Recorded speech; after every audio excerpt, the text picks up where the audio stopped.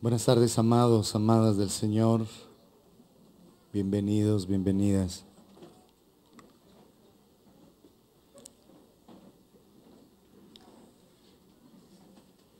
Estamos considerando esa gloriosa obra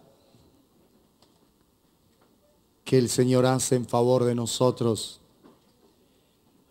Y lo estamos viendo como una declaración profética desde el libro de Zacarías.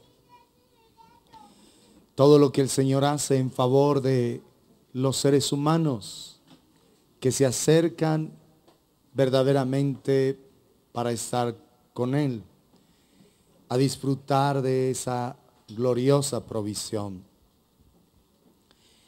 Y vamos a leerlo allí para terminar algunas revelaciones del Señor en este texto. Zacarías capítulo 9, versículo 9 en adelante.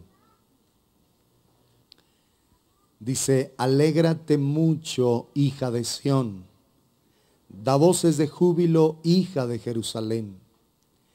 He aquí, tu rey vendrá a ti justo y salvador, humilde y cabalgando sobre un asno, sobre un pollino, hijo de asna.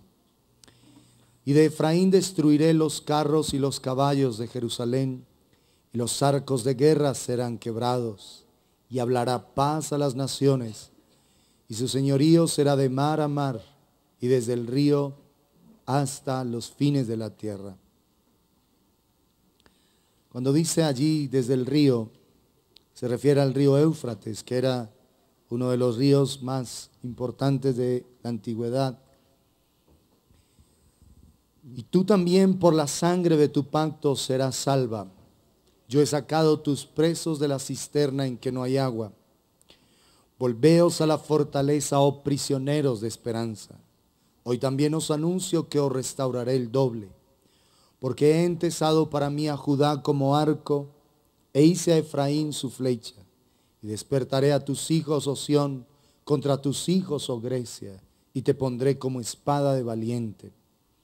Y el Señor será visto sobre ellos, y su dardo saldrá como relámpago. Y el Señor tocará trompeta e irá entre torbellinos del austro.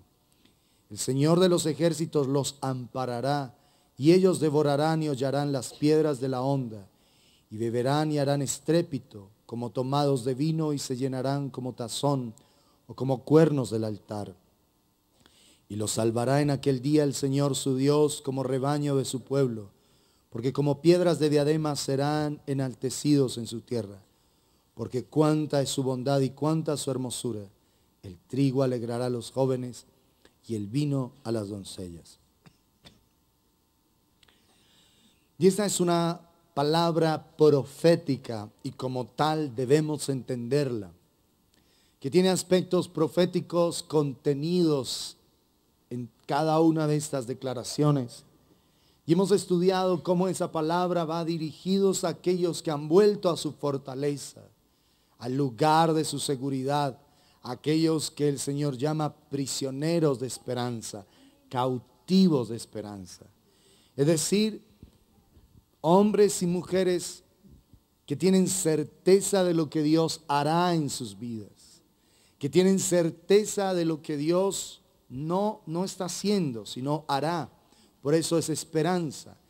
La esperanza implica es algo en el futuro, pero no hemos insistido en esto porque es muy importante.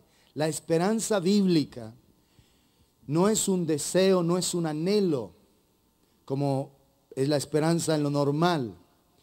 La esperanza bíblica es la certeza gozosa que tenemos de lo que todavía no ha sucedido. Es una anticipación gozosa por las respuestas que estamos esperando del Señor.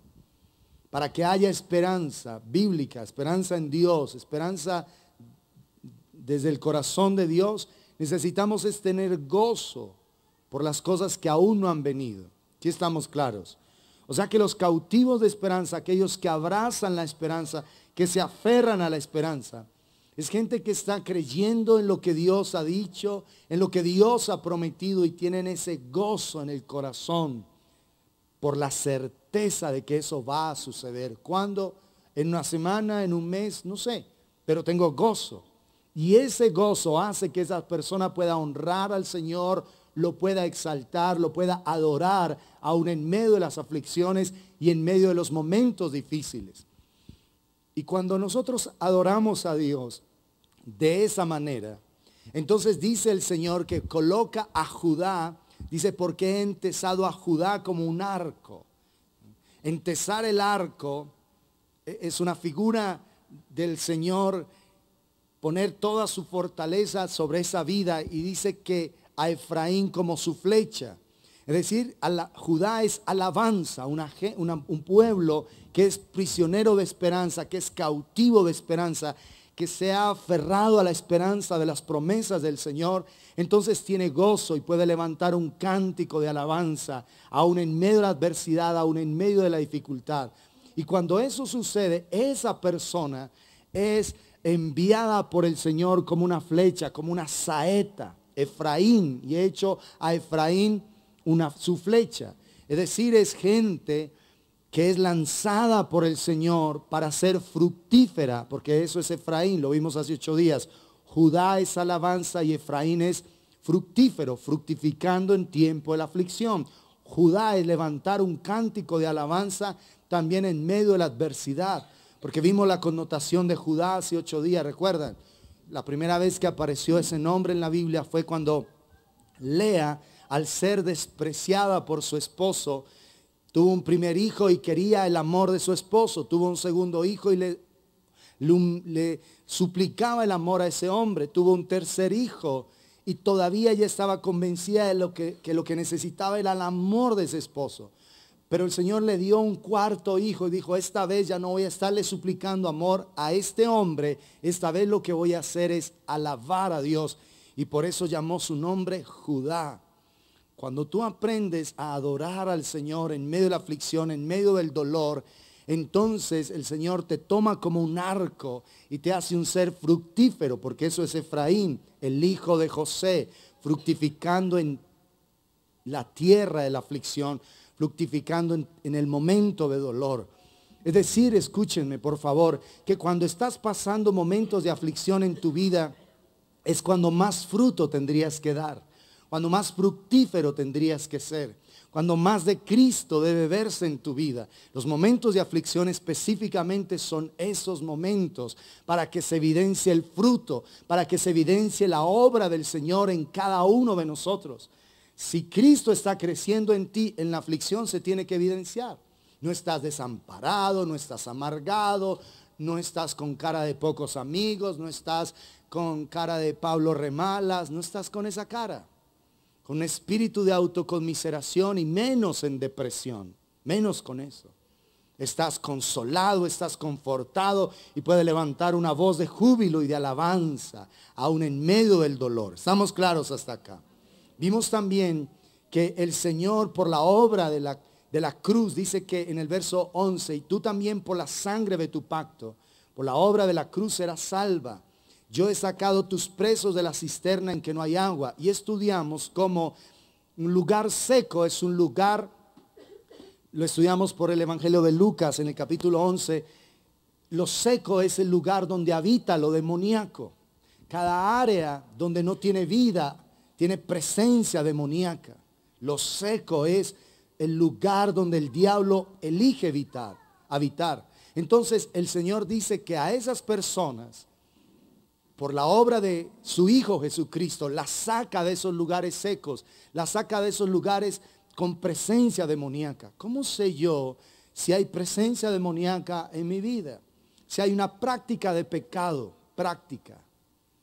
Si mi vida está bajo la influencia de la depresión, si te deprimes frecuentemente, hay influencia demoníaca. Si eres una persona que tu temperamento es demasiado voluble y en términos modernos bipolar, si eres bipolar estás endemoniado. Así de sencillo. Entonces imagínense cuánta gente bipolar hoy está siendo diagnosticada con medicamentos. Está endemoniada y es bipolar. y como una pastilla va a solucionar un problema espiritual. Por eso esos problemas no se solucionan a fondo. La gente continúa con eso. Simplemente son paliativos para tranquilizar un poco a las personas. ¿Cómo sé yo si estoy bajo la influencia demoníaca? Si tengo pensamientos obsesivos, por ejemplo, de temor, de miedo, de inseguridad, de duda, de temores nocturnos. Estoy por ahí solo y de repente siento como que estoy observado y volteo a ver y no hay nadie. Pero camino 2 pasos y vuelvo y siento algo, presencias así como malignas. Si hay gente con opresiones en la noche, que vienen cosas y les oprimen, se ponen encima de ellos o quedan paralizados. ¿Sí? Personas amargadas son personas bajo la influencia demoníaca. La amargura es una de las cosas más destructivas para los seres humanos. La gente debiera entenderlo. Cuán grave es la amargura, cuán destructiva es la amargura para una persona. Cuán destructiva y demoledora es tener amargura, reclamos, quejas. Situaciones que vivimos en el pasado que todavía no hemos solucionado. ¿Qué otra cosa evidencia demonios en una persona? Enfermedades que en un momento dado no son diagnosticadas, un examen, otro, los mejores especialistas, no sabemos qué tiene, no sabemos qué tiene, no sabemos qué tienes. Puede ser una presencia demoníaca que haya allí trayendo enfermedad. Bueno, esto es simplemente un repaso porque esto ya lo habíamos hablado. Entonces ahora, ¿qué es lo que el Señor está esperando de nosotros?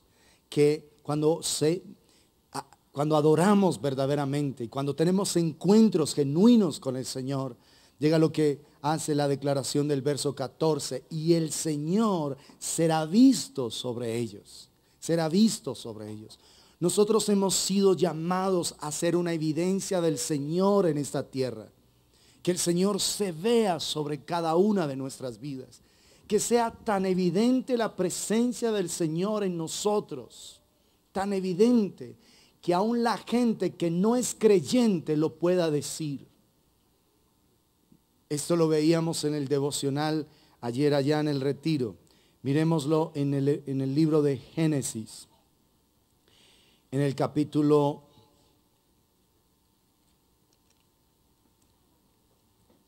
21. Abraham está habitando en una tierra. Ya ha nacido su hijo Isaac. Ya la esclava y con su hijo han tenido que salir de la casa. Pero dice Génesis 21 en el verso 22. Aconteció en aquel mismo tiempo que habló Abimelec. Abimelec era un rey de Gerar, de un pueblo que había habitando en ese lugar. Y Ficol, príncipe de su ejército. Escuchen esto, un rey con el príncipe, la persona principal en el ejército. Es decir, que ese reino tenía un ejército. Abraham no era un reino y tampoco tenía ejército. ¿Está claro? ¿Sí? Se acercaron los dos, el rey y el principal de su ejército, a Abraham diciendo, Dios está contigo en todo cuanto haces. Ellos no son creyentes, ellos no tienen relación con Dios, no tienen comunión con Dios, ni Abimelec ni Ficol, y sin embargo están reconociendo, Dios está contigo, Abraham, en todo lo que haces. Ahora pues, júrame aquí por Dios, que no faltarás a mí, ni a mi hijo, ni a mi nieto, sino que conforme a la bondad que yo hice contigo, harás tú conmigo y con la tierra en donde has morado. Y respondió Abraham, yo juraré. Piensen en esto. Abraham no es un hombre de guerra. Abraham no tiene ejército. Abraham no tiene, en otras palabras, cómo hacerle frente a un rey que tiene un ejército. Pero este hombre está tan convencido de que Dios está con Abraham que le dice, vamos a hacer una alianza entre los dos. Tú no me vas a hacer daño a mí, ni a mí, noten eso, ni a mi hijo ni a mi nieto, sino que tendrás misericordia con nosotros conforme yo la he tenido contigo. Imagínense eso. Piénsenlo, por favor. Un hombre que no tiene naturalmente cómo defenderse. Un hombre que no tiene la fuerza natural para hacerle frente a un ejército. Y ese rey, con el principal de su ejército, viene y le dice, oye, hagamos paz. Yo no quiero tener problemas contigo, porque yo sé que meterme contigo es tener sendos problemas con Dios. Así que vamos a estar tranquilos. Y Abraham le dijo, ¿listo? ¿Por qué? Porque la presencia de Dios era real en Abraham. Se veía en Abraham. Por eso, esta gente que no tiene comunión con Dios, que no sabe nada de Dios, declara, hemos visto, Dios está contigo en todo cuanto haces. ¿Qué es lo que está diciendo Zacarías? Vuelvan allá. En el verso 14, y el Señor será visto sobre ellos. Será visto, será evidente sobre las personas. Dios a esos prisioneros de esperanza, a esos cautivos de esperanza, a esos que pueden levantar su voz de adoración y de alabanza en medio de las aflicciones, en medio de los momentos difíciles, a esos el Señor los visita con su presencia. Y la gente aún impía, la gente aún no creyente, la gente que no tiene nada que ver con el Señor, va a ver la presencia manifiesta de Dios sobre esas personas y lo van a reconocer. Por eso dice, y el Señor será visto sobre ellos. El Señor será visto sobre ellos. Escúchenme atentamente. Ese es el llamado de Dios a cada uno de nosotros. Que por la comunión con el Señor, por ser aquellos cautivos de esperanza, por ser hombres y mujeres de comunión íntima con el Señor, aún la gente que no conoce del Señor va a ver a Dios como una realidad en nosotros. Van a sentir la presencia de Dios en nosotros e incluso van a tener respeto por esa presencia de Dios. No es que te respeten a ti, respetan a aquel que está sobre ti. El Espíritu del Señor, dijo Jesús, está sobre mí. Hemos hablado del Espíritu Santo en nosotros para nuestra comunión, pero sobre nosotros para bendición de los lugares donde estamos. Y aquí dice, y el Señor será visto sobre ellos, será visto, será evidente. Pregúntate hoy, ¿la gente está viendo al Señor en ti? La gente puede decir, oye, contigo está Dios.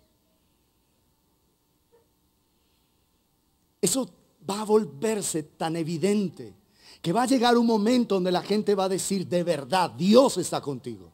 ¿Lo puedes creer? ¿De qué depende? De que busques a Dios, de que estés en su presencia, que Él te llene con su presencia, que Él te llene.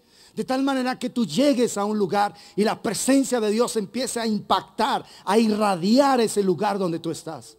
No porque tú estás buscando reconocimiento, sino porque estás lleno de la gloria del Señor.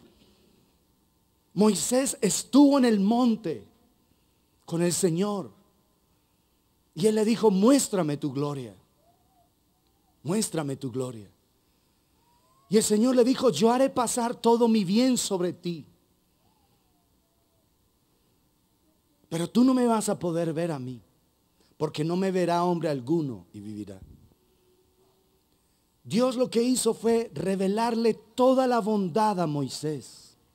Y por causa de Moisés estar experimentando la bondad de Dios, al descender del monte, su rostro resplandecía. ¿Es así o no? Y ahora nosotros, en el nuevo pacto, somos llamados, dice 2 Corintios capítulo 3, ya no a poner un velo, sino a ver a cara descubierta como en un espejo la gloria del Señor. Y dice allí en 2 Corintios 3:16, y somos transformados de gloria en gloria en la misma imagen como por el Espíritu del Señor. Es decir, que así como cuando Moisés descendió del monte y fue evidente la gloria de Dios, de tal manera que la gente tuvo temor de mirarlo a él. Y él tuvo que cubrir su rostro con un velo porque su rostro resplandecía y radiaba la gloria de Dios. Así nosotros hemos sido llamados por el Señor a resplandecer con su gloria en esta tierra. Pero ya no a tenernos que poner un velo, sino a vivir en cara descubierta, es decir, manifestando en todo lugar la gloria de su presencia. La gloria de Dios en tu trabajo, la gloria de Dios en tu casa, la gloria de Dios en tus negocios, la gloria de Dios en un centro comercial, la gloria de Dios mientras estás jugando un partido de fútbol, la gloria de Dios. Porque tú no puedes dejar de ser un hombre de Dios jugando fútbol. A mí me sorprendían, bueno, más bien obvio ese comentario. Pero si tú dejas de ser cristiano jugando fútbol, entonces ¿dónde está la gloria de Dios? ¿Está claro? Y el Señor será visto sobre ellos. Sobre ellos. Tremendo que diga sobre ellos y no en ellos. Porque sobre ellos es para impactar las personas a nuestro alrededor. Y el Señor será visto sobre ellos, sobre ellos. Dice, y su dardo saldrá como relámpago. Y el Señor tocará trompeta, irá entre torbellinos del austro. La Nueva Versión dice, el Señor se aparecerá sobre ellos y como un relámpago saldrá su flecha. El Señor omnipotente tocará la trompeta y marchará sobre las tempestades del sur. ¿Qué está diciendo la palabra? Que aún si vienen momentos de dificultad y momentos de aflicción, el Señor estará ahí contigo en medio de eso. Él marchará en medio de esas tempestades, en medio de esas dificultades, en medio de esas situaciones. Lo único importante es que tú no quites tu mirada del Señor y sigas reflejando su gloria en esta tierra. Es lo único importante. Que no te desalientes, que no te desanimes, que sigas adorando al Señor aún en medio de eso. Porque es que esto es lo que Dios espera, que tú adores aún en medio de la adversidad. Porque es honor para el Señor. Él recibe olor grato de esa adoración. De ese momento difícil tuyo recibe adoración. Ya cuando el Señor ha traído respuesta, tu adoración se vuelve gratitud. Es gratitud por lo que Él ha hecho. Pero aprender a orar anticipadamente y agradecer anticipadamente es lo que garantiza el gozo en tu corazón. Lo vimos desde Isaías 54. Regocíjate, oh estéril. Levanta canción y da voces de júbilo. ¿Quién? La desamparada, la que no tuvo dolores de parto.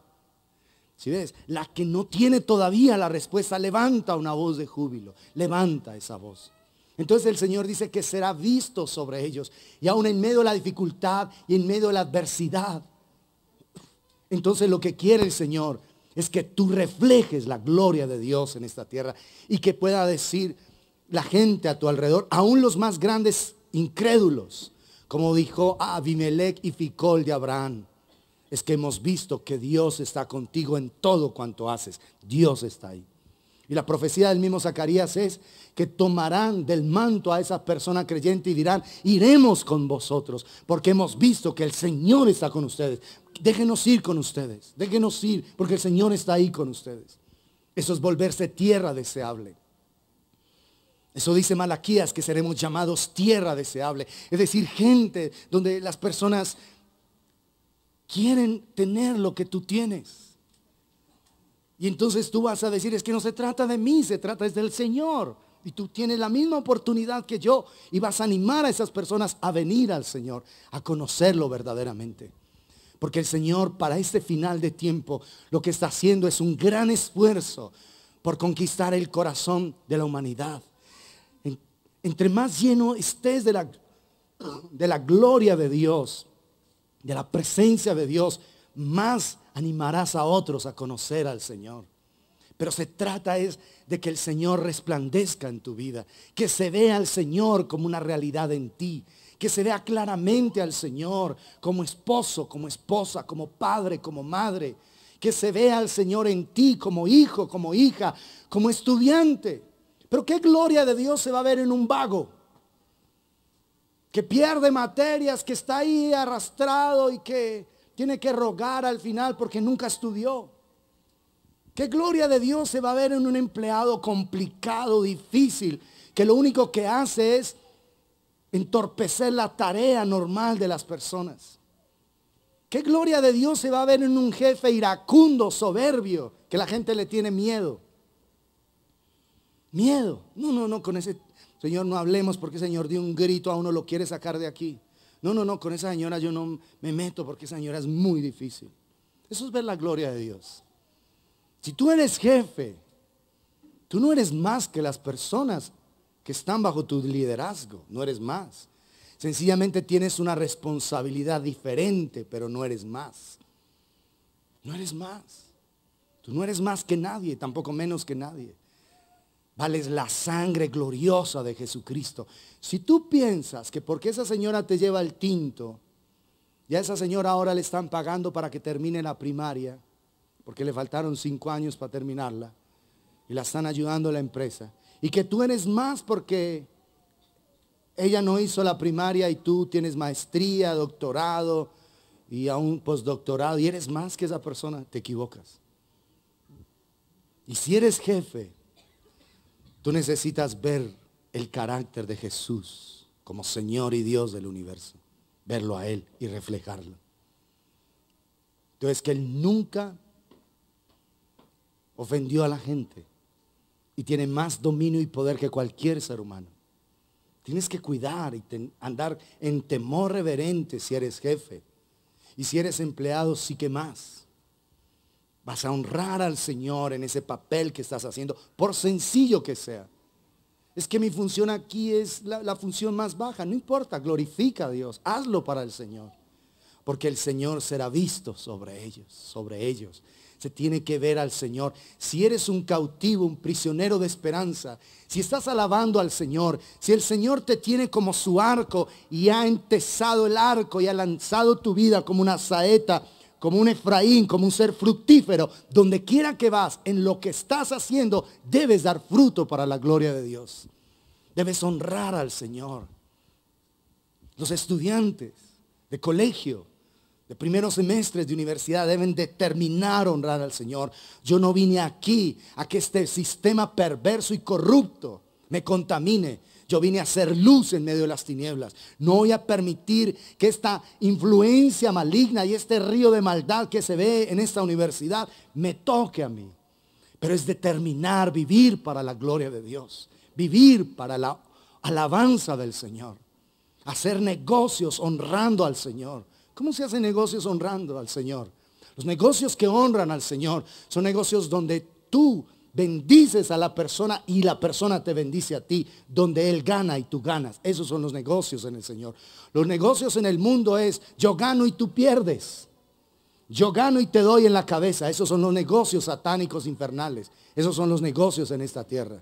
En el Señor es completamente diferente. Y cuando tú asumes las cosas desde el corazón de Dios, tú vives en la cultura del reino de Dios, de la manifestación de la presencia de Dios, donde todo, absolutamente todo es diferente. No tiene nada que ver con los estándares de este mundo, pero para eso tú tienes que estar incendiado de pasión por el Señor, de fuego y de quererlo honrar y de querer que Él se vea en tu vida y se manifieste en todo cuanto tú haces, de tal manera que la gente pueda decir a tu alrededor, es que Dios está contigo, de verdad es evidente. Y por eso más bien hagamos una alianza. Ni yo te voy a hacer daño, ni tú a mí. Y prométeme que no solamente a mí, sino a mis hijos y a mis nietos. Abimelech era un hombre que tenía sabiduría de Dios inclusive. Él está pensando en cómo bendecir sus generaciones. Dice, es que este hombre es un bendecido de Dios. Un bendecido. Y yo no quiero meterme en problemas, ni que mi familia lo haga en la posteridad. ¿Está claro eso? ¿Puede decir la gente a tu alrededor que Dios está contigo en todo cuanto haces? Que tú eres un hombre de Dios, una mujer de Dios, un joven de Dios, una jovencita de Dios.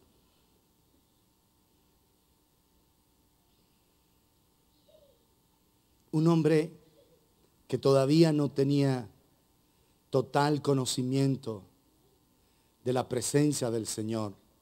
Miremos en el libro de Daniel, para que vean que esto es absolutamente real.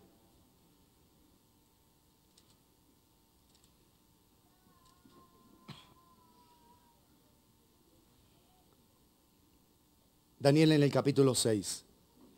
Este contexto del pasaje ya es cuando Daniel es un hombre mayor, cuando incluso Babilonia ha sido depuesta y los medos y los persas, que fueron los que continuaron con el poder, están allí reinando. Y entonces en esa época está reinando Darío.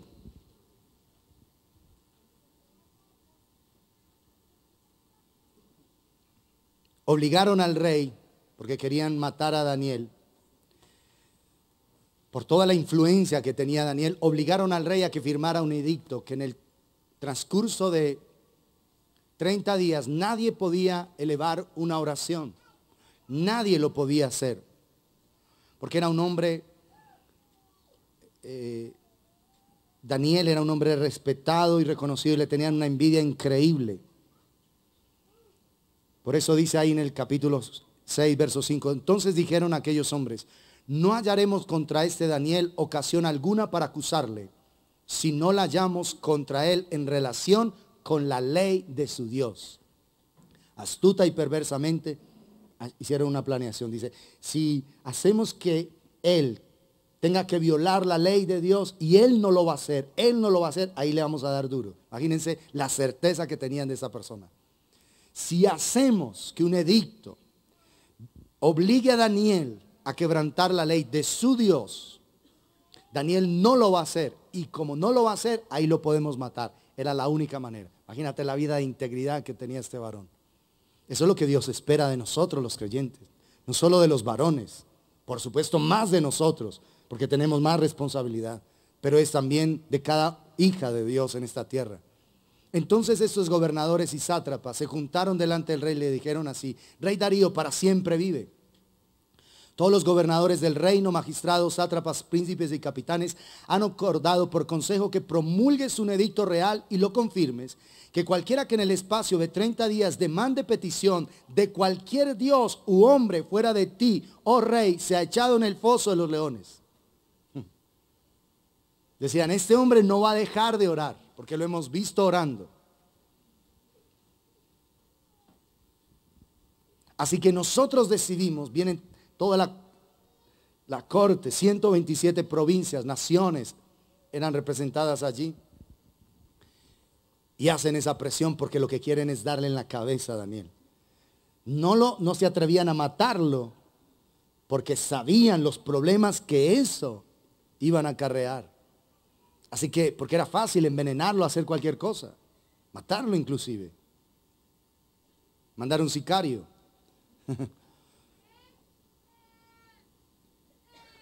Pero es que dicen, no, es que esto es serio, esto es con Dios, aún esos perversos saben quién era Daniel. Ahora, oh rey, confirma el edicto y fírmalo, para que no pueda ser revocado conforme a la ley de Persia, de Media y de Persia, la cual no puede ser abrogada. Fírmalo. Una sola firma real era suficiente. Y el rey se traga todo el paquete completo, pues son sus asistentes, es la gente de confianza, se cree toda esa mentira. Y dice, firmó pues el rey Darío el edicto y la prohibición. Cuando Daniel supo que el edicto había sido firmado, entró en su casa y abiertas las ventanas de su cámara que daban hacia Jerusalén, se arrodillaba 3 veces al día y oraba y daba gracias delante de su Dios como lo solía hacer antes. Daniel no se acobardó.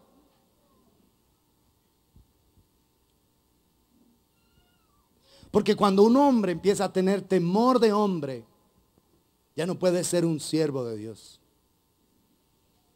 Daniel dice, yo puedo orar aquí encerrado, pero siento que con esto voy a ofender a Dios y no lo puedo hacer. Porque era una prueba para Daniel profunda. Pero él dijo, Señor, es que tú vales más para mí que mi propia vida. Así que yo voy a seguir orando normal. Y claro, ya estaba la trampa, ya había supuestamente caído en la trampa. Entonces se juntaron aquellos hombres y hallaron a Daniel orando y rogando en presencia de su Dios. Fueron luego ante el rey y le hablaron del edicto real. Miren toda la malicia, la perversión, todos los celos. No es nada diferente a lo que hoy sucede en la política y tú sabes dónde. Bueno, esa maldad siempre ha estado. ¿No has confirmado, edicto, que cualquiera que en el espacio de 30 días pida a cualquier dios u hombre fuera de ti, oh rey, sea echado en el foso de los leones? Y el rey dice, pues claro, eso es verdad. Verdad es conforme a la ley de Media y de Persia, la cual no puede ser abrogada. Primero hacen que el rey caiga en la trampa. Sí, es verdad, eso es verdad, claro, absolutamente.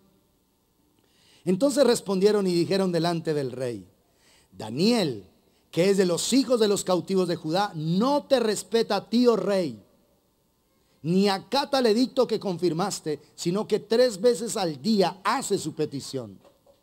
Cuando el rey oyó el asunto, le pesó en gran manera y resolvió librar a Daniel hasta la puesta del sol.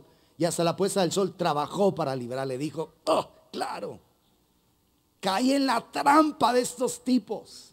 Yo sabía que Daniel, de una sola él se dio cuenta y le pesó en el corazón. E hizo infructuosos esfuerzos para revocar el edicto, porque como ya lo había firmado.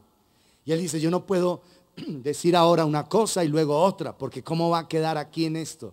Él lo intentó, pero la trampa en realidad había sido sobre Daniel, pero también sobre él. O sea, el tipo fue simplemente una marioneta útil ahí, de la perversión que ellos estaban planeando. Pero aquellos hombres rodearon al rey y le dijeron, sepas, oh rey, que la ley de Media y de Persia, que ningún edicto u ordenanza que el rey confirme puede ser abrogado. ¿Se dan cuenta? O sea, toda la perversión que hay ahí. Entonces el rey mandó y trajeron a Daniel y le echaron en el foso de los leones. Y miren esto, y el rey dijo a Daniel, el Dios tuyo, a quien tú continuamente sirves, Él te libre. Era evidente que Daniel era un hombre de Dios. Y era evidente desde el rey hasta esos perversos colaboradores que tenía el rey. Una vida de Dios, amado. La vida de Dios en una persona tiene que ser tan evidente que desde la persona más digna en un lugar de responsabilidad hasta la persona más sencilla lo pueda percibir. Esa es la promesa de Zacarías. Y el Señor será visto sobre ellos. El Señor será visto sobre ellos, sobre ellos. ¿Quiénes son ellos? ¿Quiénes? Nosotros, díganlo sin miedo. ¿Quiénes son ellos? El Señor será visto sobre ti. Debe ser visto sobre mí. A tal manera que aún los impíos, aún la gente que quiera hacerte daño, que te quiera destruir, digas que finalmente Dios está contigo. Y en la única manera en la que le podemos hacer caer es tratando de que él viole la ley de su Dios, lo cual no va a hacer. Así que le bajamos la cabeza a este tipo y va al foso de los leones. Pero mira la declaración del rey.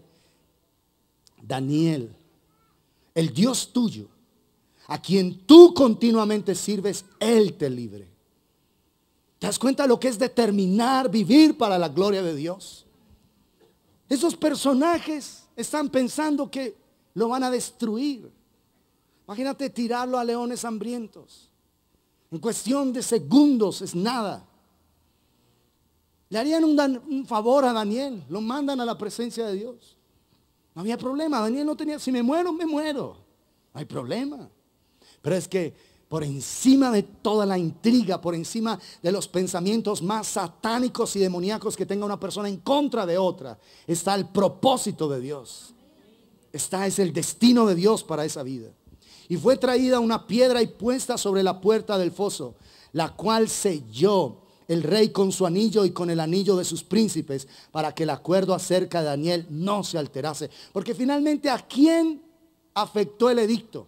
En toda una provincia de 127 naciones, al único que afectó el famoso edicto fue a Daniel.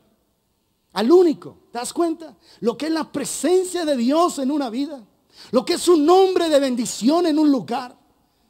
¿Te das cuenta la diferencia que tú puedes marcar si te decides vivir para la gloria de Dios? Un hombre entre 127 naciones, porque eso era el imperio medo-persa en esa época. 127 naciones. Una vasta región, millones y millones de personas, pero entre millones y millones había uno solo que había determinado vivir para la gloria de Dios a ese nivel. Y era un hombre ya adulto. Daniel aquí ya no es un niño, no es un joven, ya es un hombre mayor.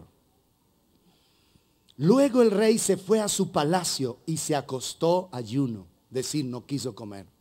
Al hombre lo golpeó duro eso. Dice, ¿cómo caí yo en la trampa de estos mercachifles? Fui una marioneta de los planes de esto. Claro, un tipo sin discernimiento, sin Dios. Claro, y aún por el ego. Dice, no es que nadie pida a nadie, sino a ti, rey. Entonces el hombre comió ese paquete completo, un orgullo tonto ahí. Es que no se trata de una persona, se trata es del Señor, es del Señor, es del Señor, del destino de Dios para nuestras vidas, para cada uno de nosotros. Y dice, luego el rey se fue a su palacio y se acostó ayuno. Ni instrumentos de música fueron traídos delante de él y se le fue el sueño. Porque a los reyes les daban la comidita ahí, haciéndole una fiestica, tocándole ahí, no sé, arpita o qué sé yo. Una fiestica ahí. Y esa noche, luto. Nada, estaba triste el hombre. Triste completamente. El rey pues se levantó muy de mañana y fue apresuradamente al foso de los leones. De mañana. Él sabía que un solo segundo era suficiente para que los leones almorzaran ahí o comieran. Sí, comieran porque era de noche. El rey se levantó muy de mañana, estaba en vigilia, y fue apresuradamente al foso de los leones.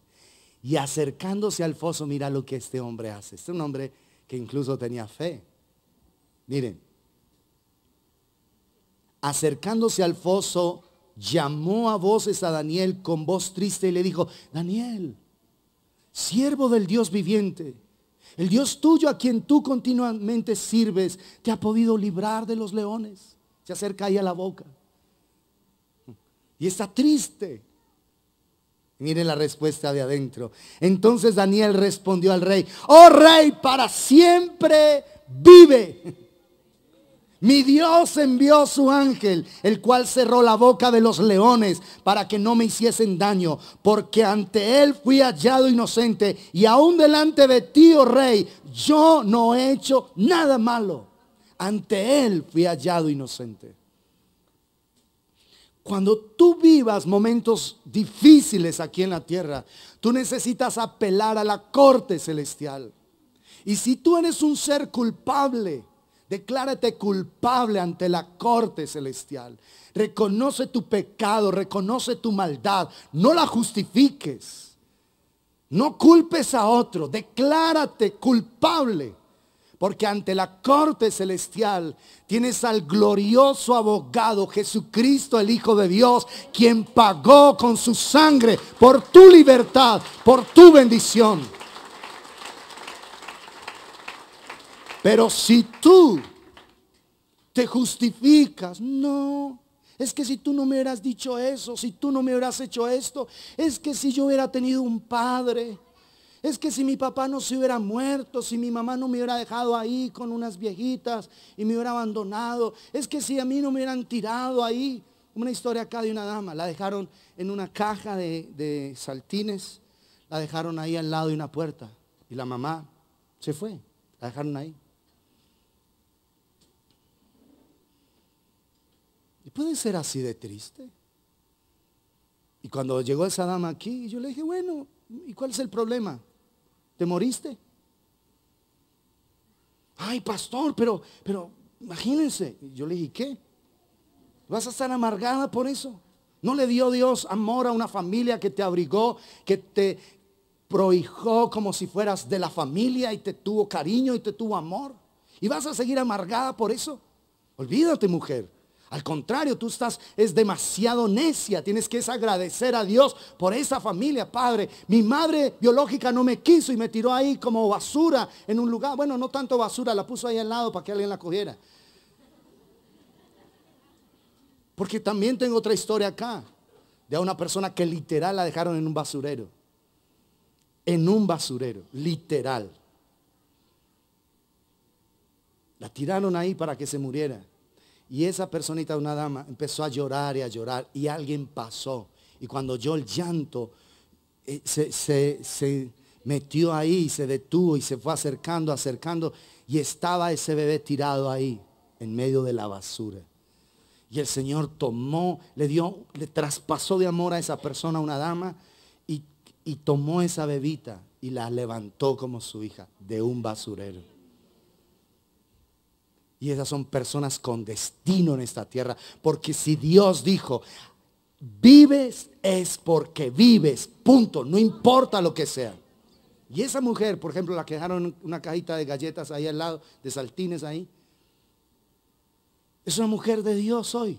Tiene experiencias con Dios, camina con Dios. Es una mujer bella de Dios. Pero cuando llegó llena de amargura, amargada hasta los tacos. Era la mamá de las amarguras en esta ciudad. Se lo aseguro, de verdad, una mujer amargada, pero impresionantemente amargada. Y Dios la levantó de ahí. Yo le dije, al contrario, tú tienes que celebrar y decir, qué glorioso es mi Dios, que aunque mi madre biológica no me quiso tener, puso una madre que me amara, que me bendijera, que me cuidara por toda mi vida. Al contrario, mujer, deja de ser necia, le dije, porque venía trabajándola suave, y ella más amargada y con más reclamos. Y un día me paré y le dije, no, basta, no vamos para ningún lado con esto. Ese espíritu de amargura te tiene destruida y va a destruir tu casa, tu esposo, tus hijos. Arrepiéntete ya. Agradécele al Señor, al contrario, todo el cuidado que hubo sobre tu propia vida. Entonces ella quedó así como asustada. Yo le dije, sí, basta, porque no estamos avanzando. Estás perdiendo tu tiempo y yo el mío. Así que vamos. Reconoce toda la bondad de Dios. Y hablándole así, el Señor le trajo luz y fue a adorar y agradecerle al Señor. Y ese día esa mujer hizo una oración tan poderosa que toda esa amargura, esa hiel que había en ella se fue completamente. Hoy tiene experiencias con el cielo. Hoy el Señor se le manifiesta. Ella tiene sueños donde Jesús viene y se le aparece en sueños. Tiene palabra de Dios esa mujer. Pero el Señor la sacó de ahí.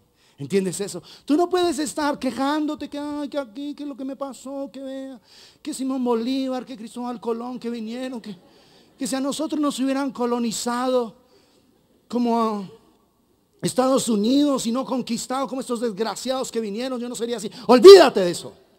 Nacimos con un glorioso destino de ver su gloria en nuestras vidas, de ver su poder en nosotros, que todo el mundo lo vea, que todo el mundo evidencie que somos hijos e hijas de Dios, llenos de su presencia, llenos de su poder. He tenido casos de personas que nacieron producto de una violación. Las violaron a las madres y nacieron. Y mujeres llenas de dolor. Y yo digo, bueno, pero imagínate el amor tan grande de Dios en el corazón de tu madre, que no le impidió a esa mamá abortarte. Y ahora que hay derecho legal para que las mujeres violadas aborten, y no pudo esa mamá. Y te vas a amargar porque tu padre es un violador. Dios usó a ese tipo para poner una semilla en el vientre de tu madre. Pero el destino no lo tiene ese hombre.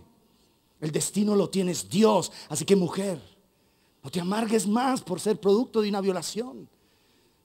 No conozco a mi padre, pero tengo uno que es gloriosamente sublime, que me ha cuidado, que me ha bendecido, que me ha levantado y que llenó de amor el corazón de mi madre para que no me abortara. Así que tengo un gran destino. Y ahí están mujeres creciendo en medio de nosotros, que podían estar llenas de amargura, llenas de reclamos. No lo hicieron. Vinieron con eso acá. Mucha amargura, pero amargura hasta el techo y más. ¿Entiende? Amargadas. Y Dios las levantó de ahí. Daniel no se amarga. Señor, yo te sirvo. Y ahora entonces mira. No, Padre, si es el momento de irme en las fauces de un león, está bien. De pronto me dolerá el primer mordiscón, pero de resto ya nada me va a detener.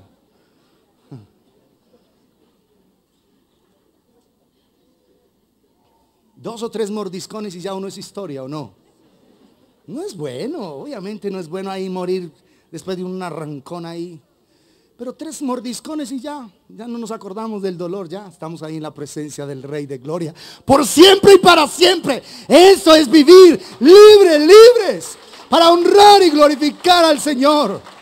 Eso es ser un hombre de Dios, que todo el mundo lo reconozca. El edicto fue por una sola persona en medio de millones y millones de gente.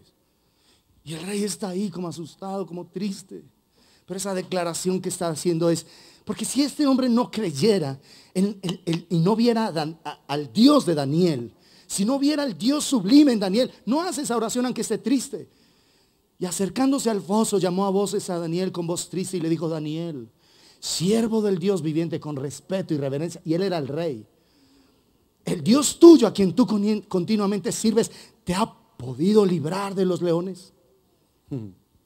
Mi Dios envió su ángel, el cual cerró la boca de los leones para que no me hiciesen daño, porque ante él fui hallado inocente, y aún delante de ti, oh rey, yo no he hecho nada malo.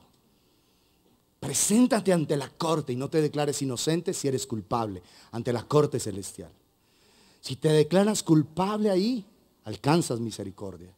Pero no te justifiquen, no, que me dejaron, ya les conté la historia, me dejaron ahí en un basurero, por eso yo soy así amargada. ¿No te cuidó el Señor de que te mordiera la nariz una rata ese día? ¿No te cuidó que te diera leptospirosis? ¿Qué es esa cosa? Una rata ahí, que tú, un bebito, una bebita. ¿No te cuidó el Señor? No te puedes justificar. Delante del trono ve y di: Señor, soy responsable de toda esta amargura, de todo este reclamo, de toda esta queja. Soy culpable, pero te pido misericordia, límpiame, purifícame, Señor. Pero si tú te sigues justificando, es que yo soy así, porque mi papá trataba así a mi mamá, entonces yo no tengo amor y yo por eso soy así. Y usted me conoció así, entonces, ¿por qué le hace extraño? Yo soy así, tosco, bronco, tengo la dulzura de una tractomula, de un bulldozer, y soy así. Pero usted me conoció, así se enamoró, entonces ¿por qué ahora reclama? No puede justificar su maldad. En vez de arrepentirse, se va a justificar. Estamos claros. No se justifique por sus pecados. Reconózcalos, arrepiéntase para que el Señor traiga provisión a su vida. No se justifique. No, es que mire, si nosotros nos hubieran conquistado los ingleses, colonizado, y nosotros seríamos una cultura diferente, ya no seríamos delincuentes, ni ladrones, ni acá, ni allá. Olvídate de eso. No. Tú tienes un Dios sublimemente poderoso y te ha dado el camino de la vida. Tú tienes que elegirlo. Como compartíamos allá en el retiro, las promesas de Dios son absolutamente indefectibles. Las promesas de Dios son absolutamente irrevocables. Pero Dios no está obligado a mantener tu potencial para que esas promesas se cumplan. La promesa de Dios mantiene fiel, permanece firme, pero no te la va a imponer. Dios quiere que todos los hombres sean salvos, pero hay gente que se va al infierno. Es el deseo de Dios, es una promesa. Pero las promesas de Dios implican una responsabilidad de tu parte y de la mía. Tenemos que cooperar con Dios para que las promesas se hagan una realidad. Dios quiere que tú vivas en felicidad, en plenitud. Que no seas un tipo amargado, una tipa amargada. Dios no quiere eso. Pero tú tienes que cooperar con eso. Porque es en su presencia donde hay plenitud de gozo. Si tú no cooperas con Dios, por más que las promesas de Dios son inmutables, no van a variar. Y son realmente reales, profundamente reales. Depende de ti. ¿Está claro? Tú necesitas cooperar con Dios, unirte a Dios, unirte al sentir de Dios para que las promesas se hagan una realidad. Porque Dios puede poner un banquete excelso delante de ti y sin embargo morirte de hambre. Porque no te va a obligar a comer. ¿Está claro? No te obliga. Entonces todas las promesas del Señor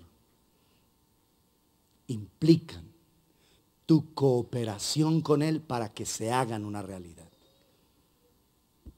Y por eso hay gente, tú te puedes parar en un cementerio o en un, ¿cómo se llama ahora lo de las cenizas? Crematorio, no, pero ya cuando le ponen ahí la bolsita, en un osario de cenizas. Bueno, no sé cómo se llama eso. Pero hagámoslo así como en un cementerio donde están las crucecitas, tú sabes, ahí la gente, y tú sabes que hay un poco de gente ahí. Tú puedes pararte y mirar ahí que hay mucha gente que murió con gloriosas promesas de Dios que nunca se cumplieron en ellos. Nunca.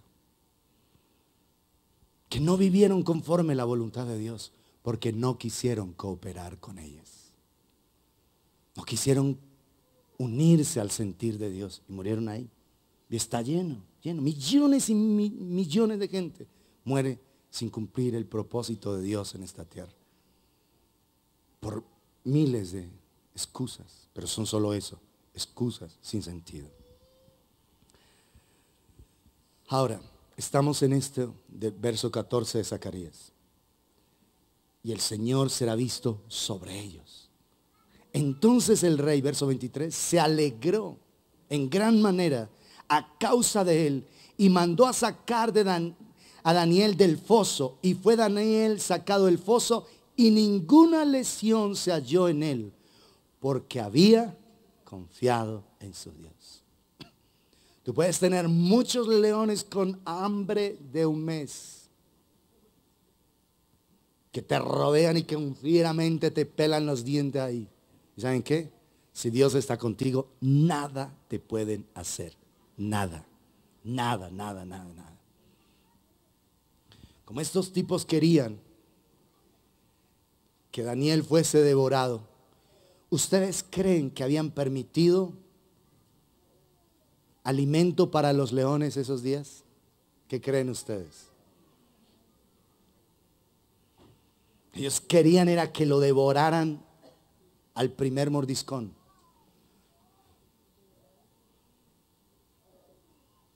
Nada, dice, y ninguna lesión se halló en él, por cuanto había confiado en su Dios. Si confías en Dios en los momentos más adversos, nada, absolutamente nada te va a pasar, excepto de tener más de Dios en ti. Es lo único que te pasa, que vas a tener más de Él, más gratitud, más alabanza al Señor. Y dio orden el rey, y fueron traídos aquellos hombres que habían acusado a Daniel, y fueron echados en el foso de los leones ellos, sus hijos y sus mujeres. Los que buscaban el mal de Daniel ahora van a terminar destruidos y devorados. Y noten eso. Y aún no habían llegado al fondo del foso cuando los leones se apoderaron de ellos y quebraron todos sus huesos. Eso hace el Señor con tus enemigos. Los derrota frente a tus propios ojos. Cuando aprendes a confiar en Él y a levantar una voz de adoración en medio de la aflicción. No a quejarte, no a culpar a otros, no a justificarte, sino a adorar al Señor. Entonces el rey Darío, miren esto, ¿por qué las aflicciones vienen? Escribió a todos los pueblos, naciones y lenguas que habitaban en toda la tierra, paz os sea multiplicada. De parte mía es puesta esta ordenanza, que en todo el dominio de mi reino, todos teman y tiemblen ante la presencia del Dios de Daniel, porque Él es el Dios viviente y permanece por todos los siglos, y su reino no será jamás destruido, y su dominio perdurará hasta el fin. ¿Quién está escribiendo esto? Darío. Las aflicciones más extremas son oportunidad para testificar de la grandeza de Dios y que aún otros sean impactados por ello. Imagínate, un solo hombre fue el responsable de que todo el imperio medo-persa reconociera como edicto real la grandeza de Dios. Imagínate en tu empresa, un testimonio tuyo vehemente. Por tu causa, toda tu empresa puede llegar a conocer al único Dios verdadero, al único Dios viviente, solo por tu causa. Y el Señor será visto sobre ellos. Pero esto implica que tú estés con Él, estando en su presencia. El Dios al que tú continuamente sirves. Al Dios al que tú continuamente sirves. Esto no es los domingos por la mañana cuando hace solecito. Esto no es los domingos por la mañana cuando no estás paseando. Continuamente sirves. Que sea evidente la presencia de Dios en tu vida y a través de tu vida. Un edicto. Él salva, continúa diciendo, y libra. Y hace señales y maravillas en el cielo y en la tierra. Él ha librado a Daniel del poder de los leones. Y este Daniel prosperó durante el reinado de Darío y durante el reinado de Ciro el persa. Sobrevivió ambos. Y por ese testimonio fue que en los días de Ciro se promulgó un edicto donde los judíos pudieron empezar a regresar a su tierra. Imagínate el destino de un hombre glorioso. Un hombre que se guardó para Dios. Fue de bendición en los días de Nabucodonosor. Fue de bendición en los días de Darío y en los días de Ciro. Y en los días de Ciro fue usado para que el remanente que estaba en Babilonia, y en este caso allá Medo-Persa, empezara a regresar. Imagínate lo que es destino, lo que es determinar vivir para la gloria de Dios. El Señor será visto sobre ellos.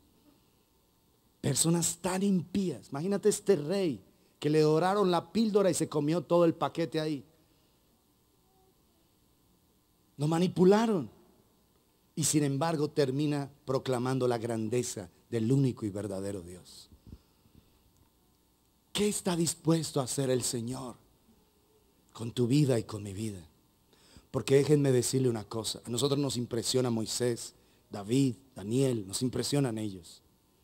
Pero la Biblia dice que el más pequeño en el reino de los cielos, en el reino de Dios, mayor es que ellos. El mayor en los labios de Jesús fue Juan, ¿recuerdan? En los que nacen de mujer no se ha levantado otro mayor que Juan el Bautista, ¿recuerdan eso? ¿Por qué? Porque Juan fue el encargado de oír directamente del Padre quién es el Cordero de Dios que quita el pecado del mundo. Él fue el encargado, el mensajero de anunciar: prepare, enderecen sus caminos porque el Señor viene. Él fue el encargado de eso. Fue el encargado de decirle al mundo entero quién era el Mesías de Israel. Por eso es el más grande. Pero Él murió antes de la sangre de Cristo.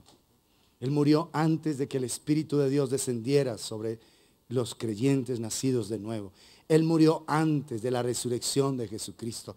Por eso el más pequeño en el reino de Dios mayor es que Juan. ¿Qué le parece eso?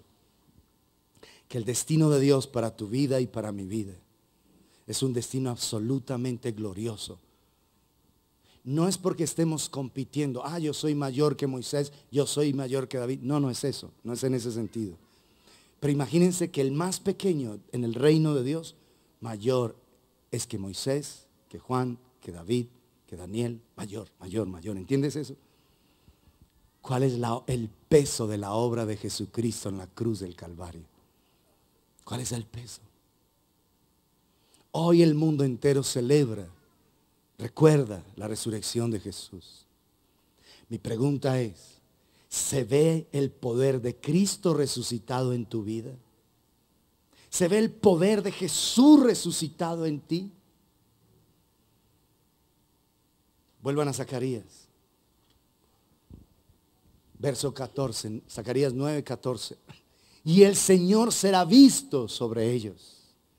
Y su dardo saldrá saldrá como relámpago. Y el Señor tocará trompeta e irá entre torbellinos del austro. Y el Señor será visto sobre ellos. O sea, un pueblo evidenciando la gloria de Dios. Escucha esas palabras de Jesús. El más pequeño en el reino de Dios, mayor es que Juan. Decir que tú puedes vivir una vida mucho más gloriosa que la que vivió Juan el Bautista. ¿Lo puedes creer? ¿Verdad que es difícil de creer? Pareciera presunción necia si no lo hubiera dicho Jesús, pero lo dijo él. El más pequeño en el reino de Dios, mayor es que él. Mayor. O sea que lo que tú puedes hacer si nos maravilla la vida de Daniel. Tú pegado a Dios, pegada a Dios, puedes vivir una vida mucho más intensa que la de Daniel, que la de Moisés, que la de David. ¿Estamos claros? Hay que creer eso. Es difícil, yo lo sé, me ven con cara de incredulidad, como este man, ¿qué es lo que está diciendo aquí? Pero es la verdad, Jesús lo dijo. ¿No lo dijo Jesús? ¿Lo dijo o no lo dijo? Y si Él lo dijo, ¿es cierto o no es cierto? Así que vamos a vivir esa vida gloriosa, esa vida sublime, esa vida maravillosa que Él prometió para ver en ti. Por eso hoy es necesario que tú le hables a Dios de las debilidades que aún te gobiernan, de los vicios que todavía tienes, del tiempo que estás perdiendo. Hoy háblale a Dios de eso, para que en cada área de tu vida se experimente el poder de su resurrección. En aquello donde hay sequedad, por eso dice ahí, tú en el verso 11, también por la sangre de tu pacto serás salva. Yo he sacado tus presos de la cisterna en que no hay agua. Vimos este texto que implica que el Señor saca a las personas de esos lugares donde hay opresión demoníaca. Recuerden que hemos citado demonios de opresión, demonios de obsesión y demonios de posesión. Un demonio de obsesión llena a la gente de temor. Ay, ¿qué será lo que tengo? Este dolor es que mi abuelita, mi bisabuela murió de cáncer y yo tengo un dolor ahí, como a ella le empezó un dolor ahí, yo me acuerdo. Yo era niña, pero me acuerdo. Y era el mismo dolor, ¿será cáncer lo que tengo? Demonios de obsesión. Y gente así paralizada, se van consumiendo, se vuelven así como secos, como unos espartillitos ahí, secos, porque el diablo los abriga y les viene a destruir sus vidas. Hoy es necesario que reconozcas qué área está en sequedad en tu vida. Es decir, qué área tiene opresión demoníaca o posesión demoníaca. Porque por la sangre del pacto vas a ser salvo, vas a ser libre. No, que es que a mí me duele, mire, y yo ando así como un dolor así, y todo el tiempo es un dolor y una angustia. Y me han hecho exámenes y nada, y otros exámenes y nada. ¿Será una opresión demoníaca que tienes? Y que hoy que se celebra el día de la resurrección de Jesucristo, necesitas experimentar el poder de la resurrección de Jesús sobre esa área específica de tu vida. Un vicio, cualquiera sea. Una actitud perversa de tu carácter, soberbia, ira, impaciencia, orgullo, amargura, lo que sea, cualquier debilidad, preséntala delante de Dios y permítele al poder de Dios venir a llenar tu corazón. El Señor será visto sobre ellos. Pero una persona bien renga y bien enferma, bien joven y bien ahí, no, que el Señor y bien enfermo. Tiene que haber libertad, amados, libertad en el Señor. Claro, Él permite aflicciones físicas, es normal. Pero una cosa es tener aflicciones físicas que Él permita y otra cosa es mantener en ellas. Porque a libertad hemos sido llamados, amados. ¿Es así o no es así? Y experimentar la vida abundante del Señor, la vida de gozo, la vida de paz, la vida de bendición, la vida de restauración. ¿Cómo manifestar la gloria de Dios cuando eres atado a los vicios? Oprimido. ¿Cómo decir que eres un hombre de Dios si eres un delincuente? Haciendo maldades, una vida doble. ¿Cómo? Por favor. ¿Cuál Dios? El Dios verdadero te santifica, porque el Señor será visto sobre ellos. Es la declaración. ¿Por qué? Por causa de la obra de Jesús. ¿De cuál? Del que está ahí. He aquí, tu rey vendrá a ti, justo y salvador, humilde y cabalgando sobre un asno, sobre un pollino, hijo de asna. Él es el que trae esa libertad a cada una de nuestras vidas. Miren lo que dice Isaías 62. Cómo el Señor desea que su gloria resplandezca en cada una de nuestras vidas. Se los voy a leer en la nueva versión. Isaías 62, verso 1. Por amor a Sión no guardaré silencio. Por amor a Jerusalén no desmayaré. ¿Quién está diciendo? El Señor.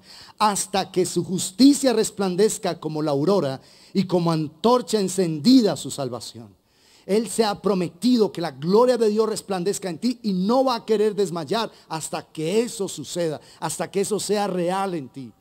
Por eso es que el Señor busca a una persona y la busca y la busca y la busca y la busca y la busca. De tal manera que si se va al infierno, nunca acuse al Señor de que no hubo nada más que se pudiera hacer. Mire, la gente se va al infierno porque finalmente no hay nada más que se pueda hacer por ella. Nada más. Todo lo que era necesario. Así se muera a los 14 años, a los 15, a los 17. Dice, Señor, pero si quizás a los 50 no. Si Dios cortó esa vida a los 17, es porque de ahí para adelante iba a ser mucha maldad. El Señor dijo, como no tienes corazón para mí, entonces de una sola permite el Señor la muerte de esa persona. ¿Sí está claro? Cuando alguien muere joven en rebeldía, es un juicio. Cuando un joven muere en el Señor, joven, dice que estimada es a los ojos del Señor la muerte de los santos. O sea, el Señor dijo, hijo, estoy feliz contigo, vámonos a casa. Y se lo lleva joven. ¿Está claro? Uno tiene que amargarse por ese tipo de situaciones. Finalmente Él sabe cuándo es el mejor día para irnos. Él lo sabe. Y Él dice que no va a descansar hasta que eso suceda. Dice, las naciones verán tu justicia y todos los reyes tu gloria. ¿Qué significa? Las naciones, naciones es etnos, gentes, pueblos, la gente. Verá tu justicia. ¿Cuál? La presencia de Dios en tu vida. Tendrá que ser evidente la presencia de Dios en el trabajo, en tu vida. Mientras estás en la universidad, en el colegio, en la calle, donde vayas, que la presencia de Dios sea evidente. Verán las gentes tu justicia. Y dicen aquí, y todos los reyes tu gloria. Gente en dignidad, como en el caso de Darío, vio la gloria de Dios en Daniel, ¿sí o no? Los reyes tu gloria. ¿Cuál gloria? ¿Qué es la gloria? La presencia manifiesta de Dios en una persona. Esa es la gloria de Dios. El carácter de Jesús formándose en esa vida. La presencia del Dios sublime en esa persona. Esa es la gloria de Dios. Las naciones verán tu justicia y todos los reyes tu gloria. Cuando dice verán es porque es evidente sí o no. Como en el caso de Abraham. Hemos visto que Dios está contigo en todo cuanto haces. Todo cuanto haces. El favor de Dios está contigo. Las naciones verán tu justicia y todos los reyes tu gloria. Recibirás un nombre nuevo que el Señor mismo te dará. Ya no te llamarás delincuente, ya no te llamarás drogadicto, amargada, resentida, malgenietas. Ya no te llamarás así. Ahí vamos a ver cómo el Señor nos va a llamar. Serás en la mano del Señor como una corona esplendorosa. Como una diadema real en la palma de tu Dios. ¿Qué tiene que ver esto? Vamos un poco adelante allá en Zacarías para que entendamos todo lo que el Señor quiere hacer. Vuelva a Zacarías un momento antes de regresar a Isaías. Zacarías 9, verso 14. Y el Señor será visto sobre ellos, y su dardo saldrá como relámpago, y el Señor tocará trompeta, irá entre torbellinos del austro. El Señor de los ejércitos los amparará, los protegerá, los guardará.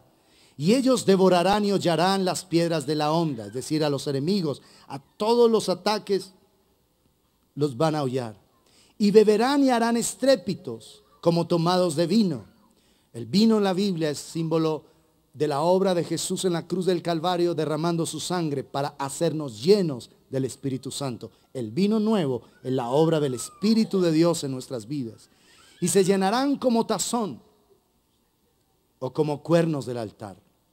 Y los salvará en aquel día el Señor su Dios como rebaño de su pueblo, porque como piedras de diadema serán enaltecidos en su tierra. Miren, les leo en la Nueva Versión.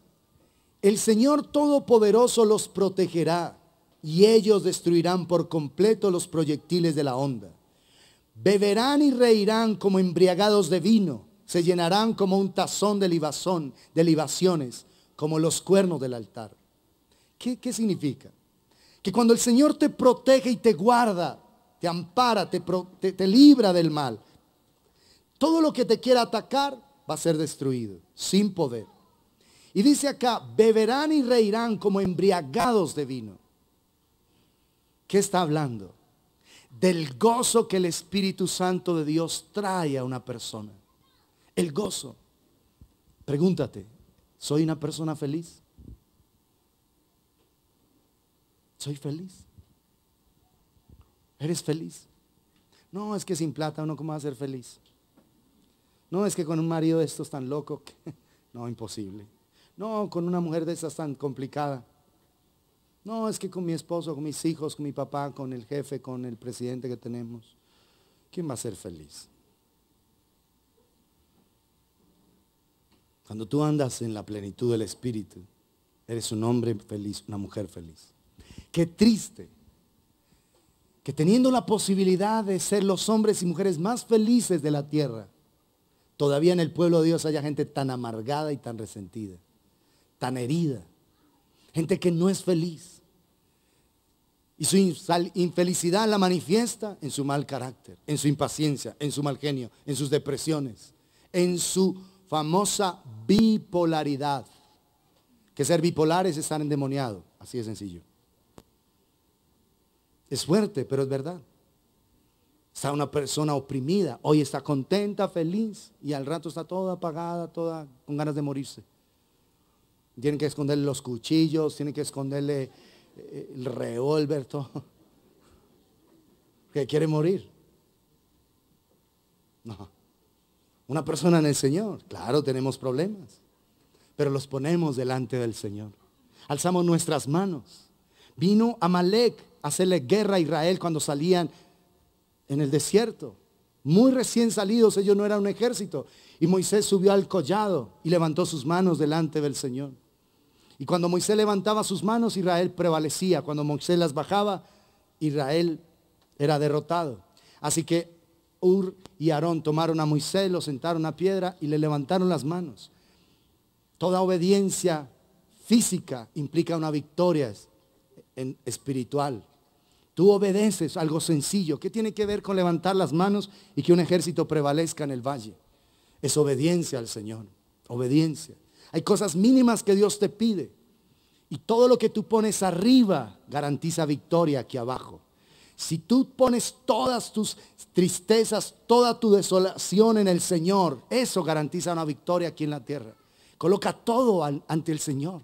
Eso implica levantar las manos al Señor. Un acto de obediencia al Señor, de poner toda nuestra aflicción delante de Él, garantiza la victoria. Entonces, si tú vives mal, es porque es tu decisión. Si te amargas y peleas con el esposo, que es que el esposo se fue de la casa y todavía viene y quiere con sus derechos aquí en la casa, que porque compra un mercado y toda la cosa, y tú te amargas por eso. Llévele la idea al loco. Bueno, sí, lo que usted diga.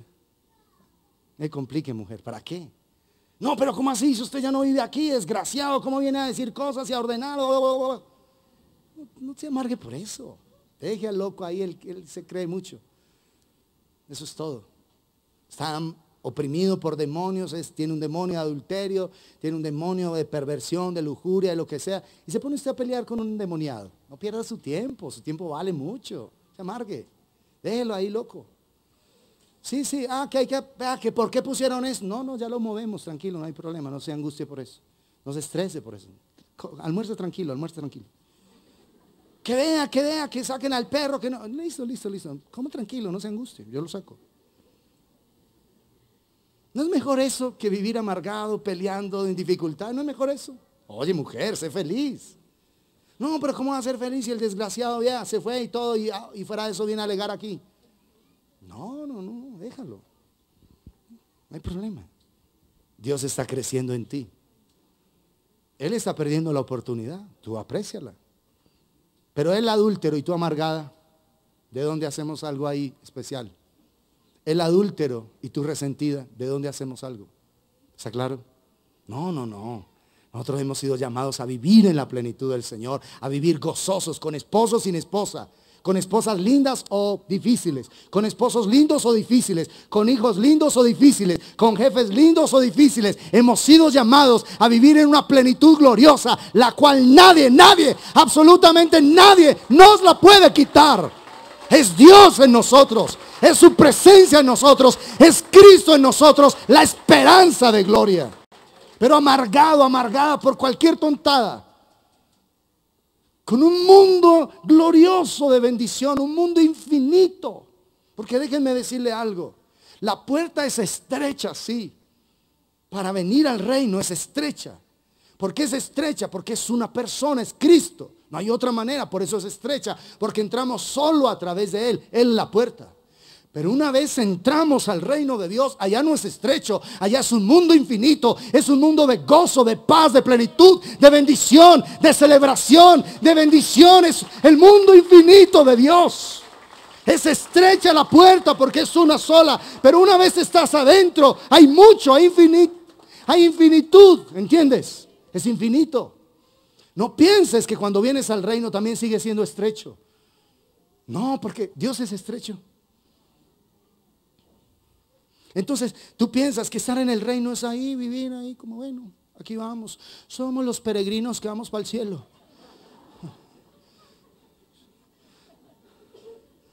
Yo de niño cuando acolitaba esas misas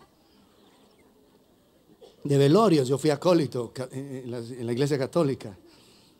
Y uno oía esas canciones. Y aunque yo lloraba gratis. Lloraba el muerto ajeno porque esas canciones tan lúgubres.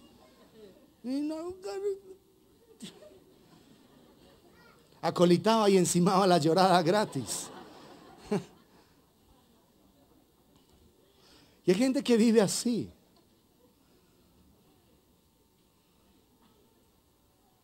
No, el mundo de Dios, amados. El mundo de Dios es absolutamente infinito e infinitamente glorioso. Es estrecha la puerta porque solo Cristo. Pero adentro del reino, no, tú tienes una vida plena. Yo he venido para que tengan vida y la tengan en abundancia. Y vida abundante no es plata. Eso es una añadidura. La vida abundante es conocerlo, disfrutarlo. La vida abundante es a donde el Señor introdujo a esa dama que la dejaron ahí en una cajita. La vida abundante es esa, que ahora tiene visitas en el cielo. El Señor le habla, se le aparecen sueños. Le habla, le muestra cosas hermosas. Esa es la vida abundante. Visitas permanentes con el Señor. Eso es vida abundante.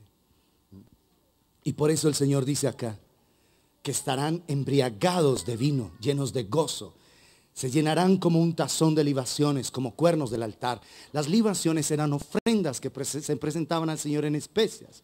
A veces era una ofrenda, las ofrendas libadas eran ofrendas, la libación viene del vino. Entonces hacían vino nuevo y lo ponían delante del Señor como una ofrenda y al Señor le agradaba eso. Y habían ofrendas mecidas. Las ofrendas mecidas era grano, trigo, cebada, cereales, que se ponían delante del Señor y se mecían en su presencia, llenos de gratitud. Ahora está diciendo que una persona llena del Espíritu Santo es como una ofrenda libada, es una libación al Señor, como un tazón lleno en la presencia del Señor, y el Señor percibe esa vida que está llena de su Espíritu, llena de su gozo, como una ofrenda fragante ante su presencia. Serán como libaciones delante del Señor. El Señor ve a esa persona llena del Espíritu, llena de su presencia, llena de sabiduría, llena de paz, llena de gozo, aún en medio de la adversidad, aún en medio de la dificultad. Levanta una canción y dice: sí, yo sé que mi Redentor vive, yo sé que el Señor está conmigo, yo sé que Él está creciendo en mí, yo sé que este momento difícil es para que yo crezca más, para que vea más su gloria. Yo sé que este foso es para que al final la gloria de Dios sea reconocida en toda esta tierra.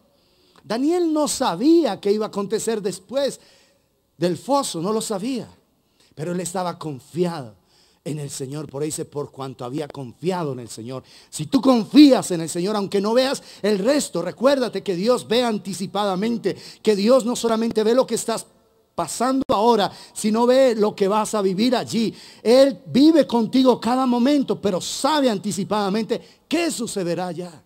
Lo sabe. Solo espera que tú confíes. Daniel dice: Señor, aquí estoy. En 3 mordiscones estaré contigo. Y si no, voy a seguir sirviéndote aquí en esta tierra. Lo que tú quieras. Y entra al foso de los leones. No se imagina a Daniel ahí, que lo tienen que empujar. No. No se lo imagine así. Va como un hombre de Dios. Si esa es su voluntad, la acepto. Voy. Pusieron la puerta y se quedó ahí. Confiado en Dios, confiado. Así es como debemos vivir nosotros, honrando al Señor. Y esas personas que viven allí delante del Señor dicen: aquel día el Señor su Dios salvará a su pueblo como a un rebaño. Es decir, las ovejitas las va a cubrir, las va a cuidar el buen pastor. Y en la tierra del Señor brillarán como las joyas de una corona. Escuchen eso: en la tierra del Señor brillarán. ¿Quiénes brillarán? Aquellos prisioneros de esperanza, aquellos que están disfrutando intensamente de la obra de Jesús. Ellos brillarán como la joya de una corona. Y ahora sí volvamos a Isaías 62 para que entendamos completamente esto y terminemos.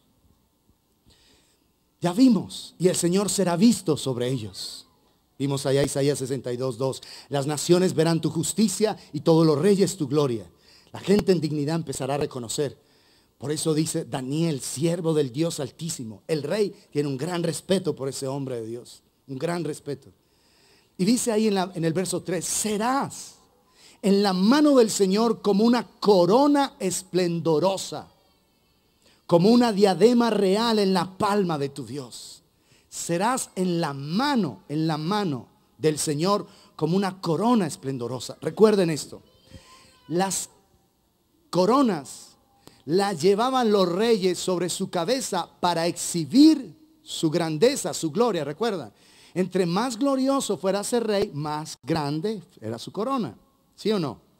Manifestaban la grandeza del rey. Ese pueblo que se deja embellecer con la presencia de Dios será una corona, dice: serás en la mano del Señor como una corona esplendorosa. En la mano del Señor. ¿Por qué en la mano y no en la cabeza? Porque la gloria es conforme a lo que Él hizo en favor de nosotros, sus manos. Entonces será un pueblo en la mano del Señor, en esas manos que llevan las cicatrices del amor, las huellas del amor. Ahí, como una corona esplendorosa. Dice: como una diadema real en la palma de tu Dios. Zacarías está diciendo: en aquel día el Señor su Dios salvará a su pueblo como a un rebaño, y en la tierra del Señor brillarán como las joyas de una corona. Te dejas embellecer por el Señor y vas a ser como una joya, siendo parte de esa corona. Una joya, una joya, una joya, una gema preciosa en esa corona que el Señor mismo tiene. Y es una corona tan esplendorosa que cuando las gentes miren la obra de Dios en ti, van a decir: que Dios como tú, como tu Dios, que Dios como el Dios tuyo. Si Dios hizo esa obra en ti, tu Dios tiene que ser un ser extraordinario y glorioso. Tiene que ser un ser sublime, maravilloso. Serás en la mano del Señor como una corona esplendorosa, como una diadema real en la palma de su Dios. Ya no te llamarán abandonada. ¿Recuerdan? Te darán un nombre nuevo. Ya no delincuente, ya no adúltero, ya no malgenieta, ya no soberbio, ya no rencoroso, ya no fastidioso, ya no eso. ¿Cómo serás llamado? Ya no te llamarán abandonada, ni a tu tierra la llamarán desolada, sino que serás llamada mi deleite, el deleite de Dios, mi deleite. Tu tierra se llamará mi esposa, mi esposa.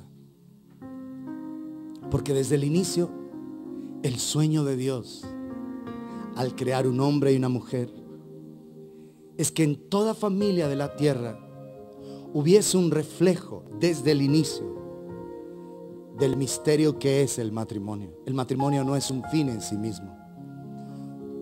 El matrimonio no te puede hacer a ti feliz. Eres feliz para vivir en el matrimonio. Por eso es que muchas mujeres sueñan, ay, el día que yo me case, no, ese día sería tan lindo, será tan hermoso. Si tú no eres feliz ahora, no serás feliz casada. Si no eres feliz ahora, hombre, no serás feliz casado. El matrimonio no es un fin, el matrimonio es un misterio, que lo que va a reflejar es la relación de Cristo y de la iglesia. Lo dijo Pablo en Efesios 5. Grande es este misterio, mas yo digo esto respecto de Cristo y de la iglesia. Desde el inicio el sueño de Dios es que en cada hogar ese esposo fuera un reflejo de Cristo y esa esposa fuera un reflejo de la iglesia verdadera.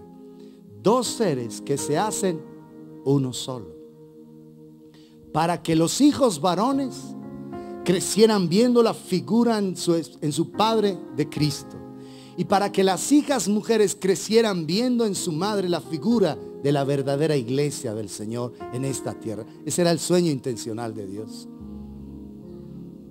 Dos seres que se hacen uno solo. Así que ya no son más dos, sino uno solo. Pero la Biblia habla de que el que se une al Señor en 1 Corintios 6:17, un espíritu es con él. Entonces dice aquí en Isaías, ya no te llamarán abandonada, ni a tu tierra llamarán desolada, sino que serás llamada mi deleite. Tu tierra se llamará mi esposa, porque el Señor se deleitará en ti, y tu tierra tendrá esposo. Como un joven que se casa con una doncella, así el que te edifica, tu Señor, se casará contigo. Por eso lo que Dios busca con nosotros es una relación matrimonial, una relación profunda de amor intenso, de pasión, de fuego, verdadero amor en el corazón. Como un novio que se regocija por su novia, así tu Dios se regocijará por ti. Como un joven que se casa con una doncella. Miren, en los matrimonios que Dios me ha permitido oficiar por su gracia, he visto hombres aquí en el altar y en otros lugares temblando, pero literalmente temblando de la emoción cuando ven allá aparecer su doncella. Tiemblan de amor y empiezan a llorar y a temblar como papeles. Están así emocionados, felices. A otros les parece normal, están ahí como. Pero hay unos que están llenos de pasión. Allá viene mi princesa, el regalo del cielo que Dios me ha dado, el regalo inmerecido. Ese es mi regalo, la gracia de Dios, la benevolencia de Dios sobre mi vida. Allá viene ese regalo y están temblando ahí, temblando. Y a veces me dicen, pastor, estoy temblando. Es normal, fresco.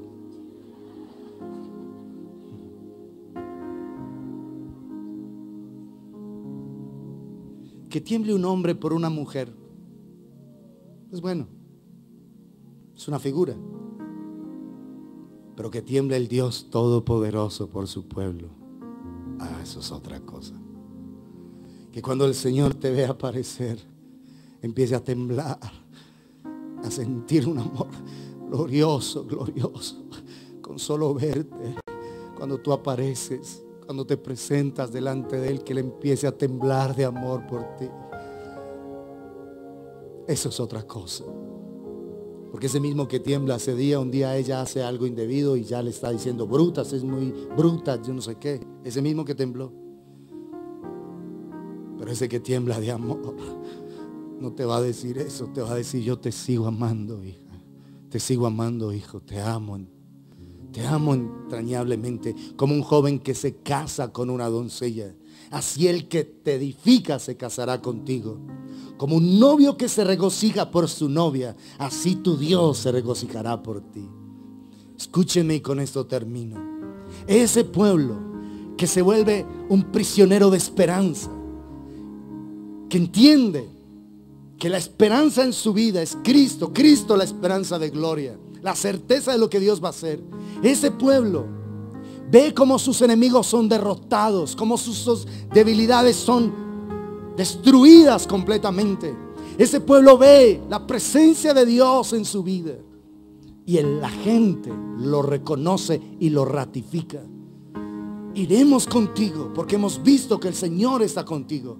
Y ese pueblo será una joya hermosa en la corona del Dios de gloria, en la mano del Señor.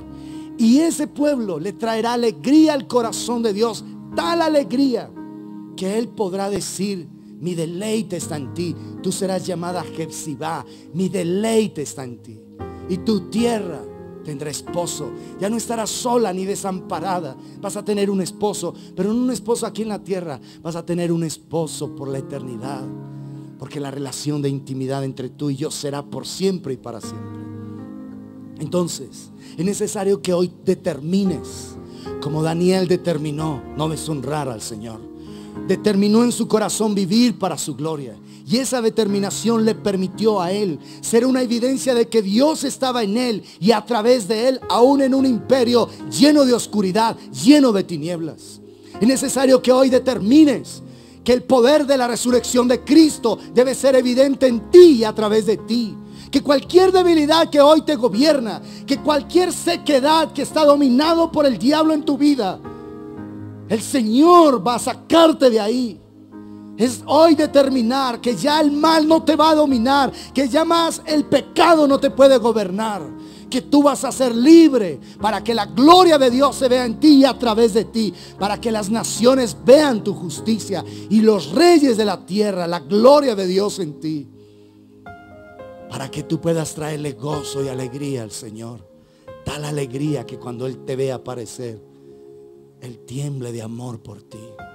No estoy hablando cosas que no sean. Sofonías lo dice: callará de amor por ti, se regocijará sobre ti con cánticos.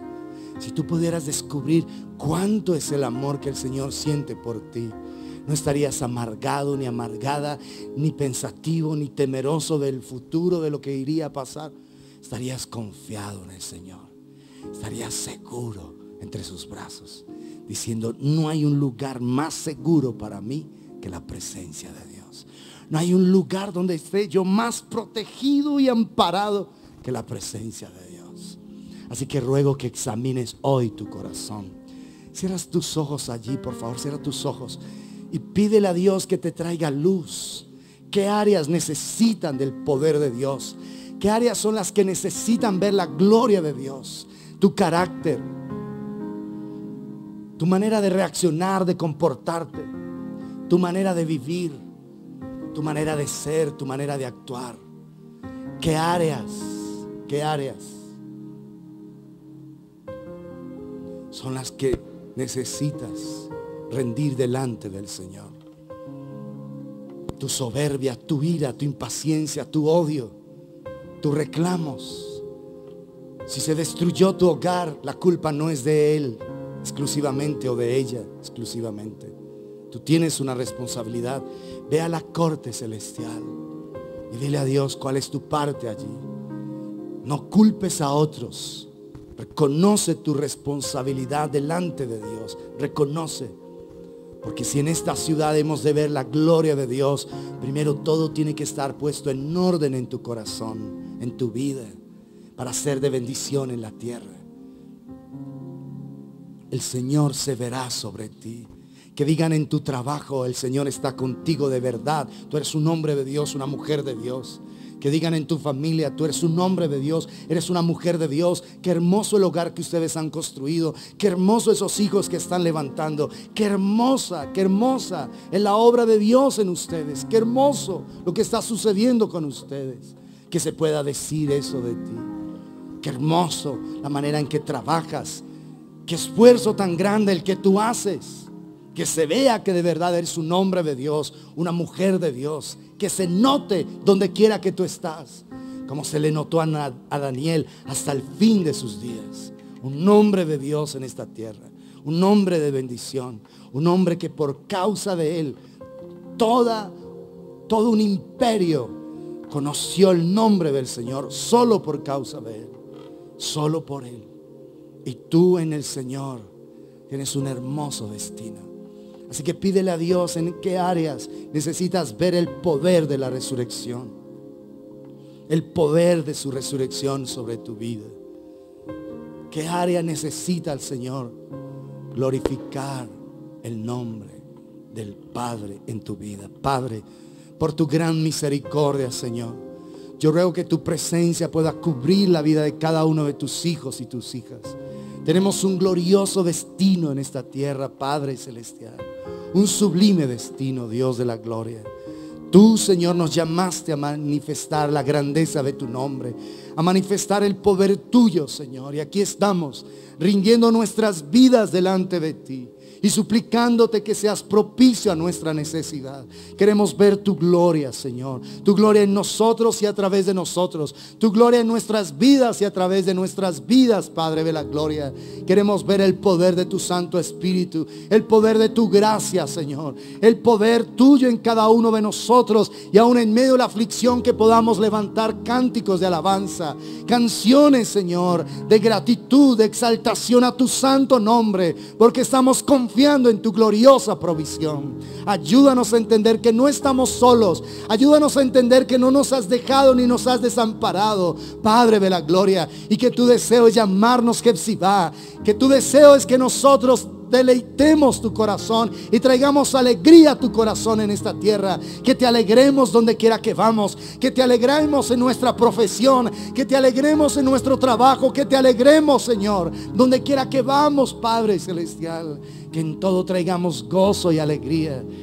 Que en todo te glorifiquemos a ti, Padre celestial. Danos esa bendita gracia.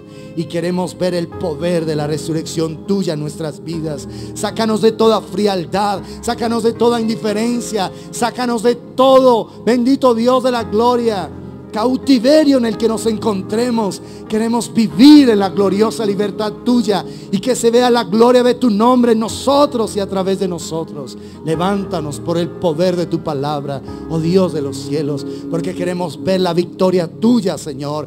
Queremos ser parte de esa corona hermosa. Queremos ser parte de esas joyas de tu corona, Señor. Es tu obra en nosotros. Es tu obra a través de nuestras vidas. Que se vea, Padre, por tu gran misericordia. Nosotros lo pedimos de todo nuestro corazón. Como hombres y mujeres que deseamos honrar y glorificar tu nombre, queremos ponernos como ofrendas ante ti, Señor. Que nuestras vidas te sean gratas, oh Dios omnipotente.